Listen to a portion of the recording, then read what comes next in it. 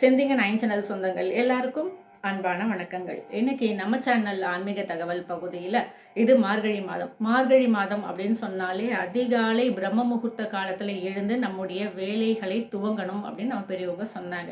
இந்த மாதத்தில் எழுந்து நாம் நம்மளுடைய வேலைகளை துவங்கும் போது அதிக அளவு ஆக்சிஜனை நாம் சுவாசிக்க முடியும். அதனால இந்த வருடம் முழுக்க நாம் ஆரோக்கியமாக இருக்க முடியும்.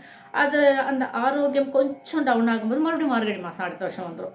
மறுபடியும் நம்ம ஃப்ரெஷ்ஷாக இருக்கிறதுக்கு ஒரு மாதமாக மறுபடியும் அந்த மார்கழி மாதம் நமக்கு உதவுது.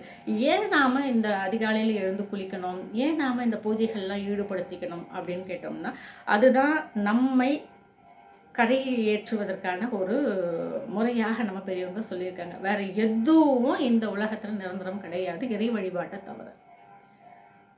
எனக்கு கோயில் இல்லை, இங்கே பக்கத்தில் எங்கேயுமே கோயிலெலாம் கிடையாது அப்படின்னு வெளிநாட்டில் இருக்கிறவங்க கூடியவங்க கேட்பாங்க என்ன, இங்கே கோயில் எல்லாம் எதுவுமே இல்லையம்மா அப்படின்னு.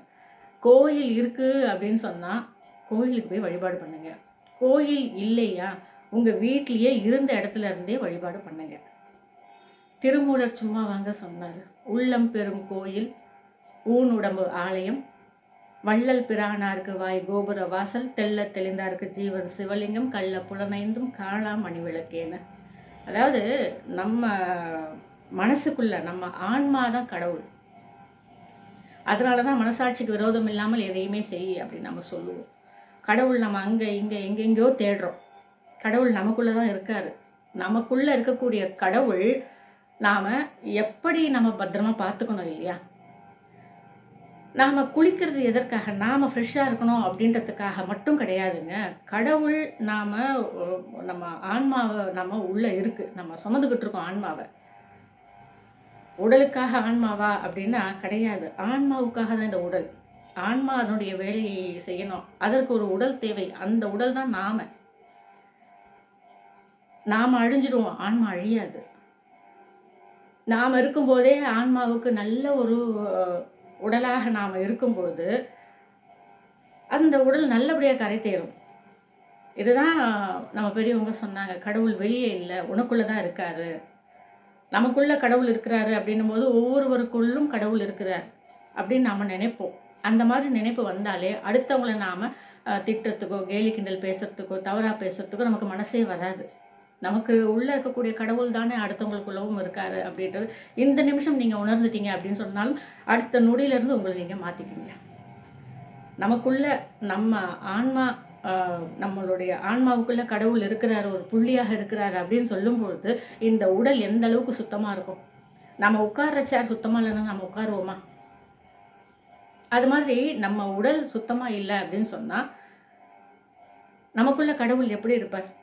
நம்ம மனசு சுத்தமாக இருக்கே அப்படின்னு சொல்லலாம். ஆனாலும் மனசை தாங்கக்கூடிய இந்த உடல் எப்படி இருக்கணும்? அதுவும் சுத்தமாக தானே இருக்கணும். ஆக இந்த உடல் பிரதானம் இல்லை அப்படின்னு சொன்னாலும் இந்த ஆன்மாவுக்காகவாவது உடலை நாம் பாதுகாக்கணும். ஏன் பாதுகாக்கணும்? இந்த ஐம்புலன்கள், அதாவது இந்த புலன்கள் இருக்கே, இந்த புலன்கள் நமக்கு நன்மையை செய்யணும் அப்படின்றதுக்காக தான் கடவுள் கொடுத்துருக்கிறாரு. ஆனால் அதை நாம் தவறாக பயன்படுத்திக்கிட்டு இருக்கோம். இந்த கைகள் 4 பேருக்கு உதவி செய்யறதுக்கு, இந்த கண்கள் கடவுளையும் ஏழைகளையும் பார்த்த உடனே நாம் மனசளவில் இறங்கி வரத்துக்கு, கடவுளை பார்த்த உடனே நம்மளுடைய தவறுகளை நாம் உணரணும். ஏழை எளியவர்களை பார்த்த உடனே அவங்களுக்கு உதவணும் அப்படிங்கிற எண்ணம் வரணும். இந்த வாய் இருக்கே மந்திரங்களை சொல்கிறதுக்கு, அந்த மந்திரங்களை சொல்கிறதுக்கு முடியலைனாலும் மந்திரங்கள் எனக்கு தெரியாது அப்படின்னு சொன்னாலும் 4 பேருக்கு அவங்களுடைய துயரம், உங்களுடைய கஷ்டம் காணாமல் போயிடுமா, நீங்கள் நல்லா இருப்பீங்க அப்படின்னு சொல்கிறதுக்கு தான் இந்த வாய் நமக்கு கொடுத்துருக்குறாரு. காதுகள் இருக்கே, இது கிசு கிசுக்களையும் தேவையில்லாத விஷயங்களையும் கேட்கறதுக்காக இல்லை, இறை நாமாவை கேட்கறதுக்கு, நல்ல விஷயங்களை கேட்கறதுக்கு.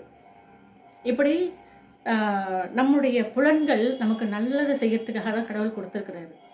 கால்கள் எங்கெங்கெல்லாம் ஒரு நாள் நடந்து போயிட்டு ஆலய தரிசனம் பண்ண முடியுமோ நடந்து போ, யாருக்கெல்லாம் உதவி செய்ய முடியுமோ ஓடி ஓடி போய் உதவி செய் அப்படின்றதுக்காக தான் இந்த புலன்களை நமக்கு கொடுத்துருக்கிறாரு.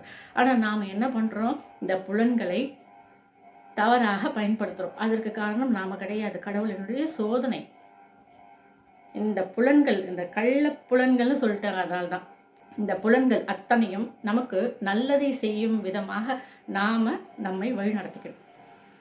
நல்ல விஷயங்கள் வருதா, அதை கேட்க பழகிக்கணும். நல்ல விஷயங்களை பார்க்க பழகிக்கணும். நல்ல விஷயங்களை பேச பழகிக்கணும்.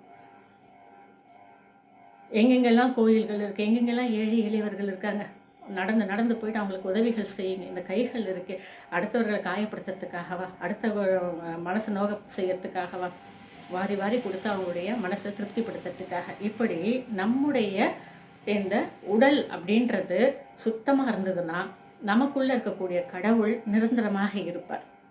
அந்த காலத்துலலாம் ஒரு பக்குவ நிலை அப்படின்றது இருந்தது. அதனால அவங்க ரிஷிகள், முனிவர்கள், இவங்கெல்லாம் வந்து தங்களை அவங்க குளிக்கலைனாலும் அவங்க மேலே இருந்து எந்த ஒரு துர்நாற்றமும் வரல. ஏன்னா அவங்களுக்குள்ள கடவுள் இயங்க ஆரம்பிச்சிட்டார். நமக்குள்ள கடவுள் இருக்கிறாருன்னு நமக்கு தெரியும், ஆனால் அவரை நம்ம பார்க்கறதுக்கு முயற்சி பண்ணுறது கிடையாது. அதனால் இந்த மாதத்தில் நாம் உடலும் உள்ளமும் சுத்தமாக இருந்து நாம் செய்யக்கூடிய இறை வழிபாடுகள் மூலமாக நாம் அடையக்கூடிய ஆத்ம திருப்தி அப்படிங்கிறது தான் நமக்கும் நம்மை சேர்ந்த நமக்கு அடுத்த தலைமுறைகளுக்கும் புண்ணியத்தை தரக்கூடியது.